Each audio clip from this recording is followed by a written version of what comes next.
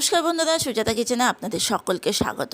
আজকে একটা মাছের রেসিপি নিয়ে চলে এলাম। মাছটা অনেকে দুটো নামে চেনেন। অনেকেই বলে এটা চেলা মাছ, আবার অনেকে বলে ফ্যাঁসা মাছ। যারা এই মাছটা খান তাহলে বুঝতেই পারবেন এই মাছটার স্বাদ খুব ভালো। কাঁটা হয়তো একটু বেশি আছে, কিন্তু দুর্দান্ত স্বাদের মাছটা।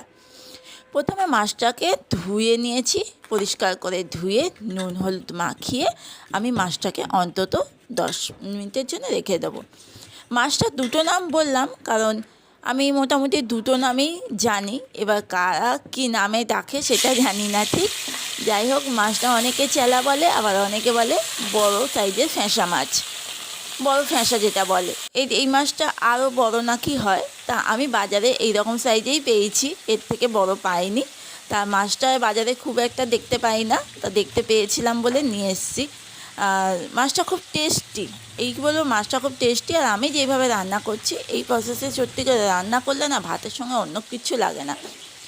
সবজিগুলো মোটামুটি কাটাকাটি হয়ে গেছে, দেখুন পেঁয়াজ কালি কেটেছি, একটু বড় বড় সাইজ করে পেঁয়াজ কেটেছি, আর তার সঙ্গে টমেটো কাটা হয়ে গেছে। আর ওইদিকে মাছগুলো মোটামুটি বেশ লালচে লালচে করে ভাজা হয়ে গেছে। মাছ ভাজাটা রেডি হয়ে গেলে আমি এদিকে মশলাটা করে নিই, তারপর রান্নাটা করব। মশলার মধ্যে আমি একটু আদা, 1 চামচ সর্ষে, তারপর রসুন নিয়েছি। রসুনটা একটু বেশি নিয়েছি, রসুনটা তাও 8-10 কোয়া মতো রসুন নিয়েছি, কাঁচা লঙ্কা নিয়েছি। ভালো করে এই মশলাটা করে নিচ্ছি। অনেকে যারা রসুন খাবেন না তারা সর্ষে বাটা দিয়েও করতে পারেন, কিন্তু এই রসুন, সর্ষে বাটা, আদা এটা মিক্সড আপ থাকলে না মানে একটা ভালো টেস্ট হয়। আর সর্ষে যখনই রসুন দেওয়া হবে সর্ষের পরিমাণটা অল্প দেবেন। এবার কড়াইতে তেলের মধ্যে আমি পেঁয়াজটা দিয়ে দিচ্ছি। পেঁয়াজটা একটু নাড়াচাড়া করে পেঁয়াজটা একটু নরম হয়ে যাবে, যখন পেঁয়াজ মানে আর কালারটা বেশ চেঞ্জ হয়ে যাবে, পেঁয়াজের গা মানে একটু লালচে লালচে হয়ে যাবে, তখন দিয়ে দিচ্ছি পেঁয়াজ কালিগুলো, আর তার মধ্যে টমেটো দিয়ে দিচ্ছি। এবার সমস্ত কিছু একটু নাড়াচাড়া করতে করতে মানে এটা বেশ নরম হয়ে যাবে আস্তে আস্তে।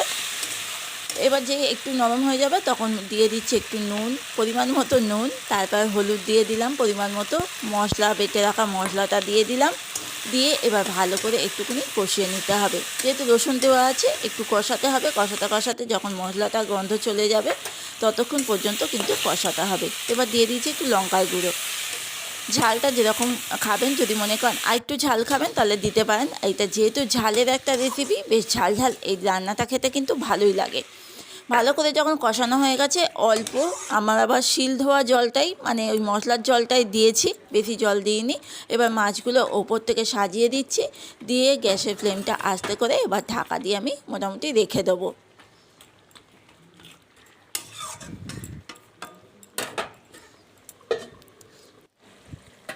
রান্নাটা দেখুন, আমি পরে দেখাচ্ছি। রান্নাটা মোটামুটি হয়ে গেছে। আর এই রকম অবস্থায় আমি লাস্টে নামানোর আগে একটু ধনেপাতা দিয়ে দিয়েছি।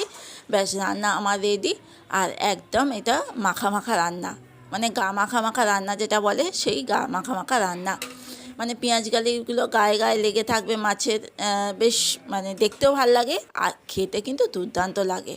যাই হোক, এই মাছটা অনেকে আবার খান, অনেকে খান না।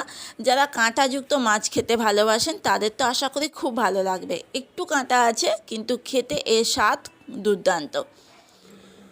আজকের রেসিপিটা কেমন লাগলো অবশ্যই কিন্তু জানাবেন। গরম গরম ভাতের সঙ্গে এই মাছের ঝাল থাকলে আর কিচ্ছু লাগবে না। যারা মাছ পছন্দ করেন আশা করি রেসিপিটা ভালো লাগবে। রেসিপিটা ভালো লাগলে আমার চ্যানেলটাকে সাবস্ক্রাইব করতে ভুলবেন না। আজকের মতো আসছি বন্ধুরা, আবার চলে আসবো অন্য কোনো রেসিপি নিয়ে।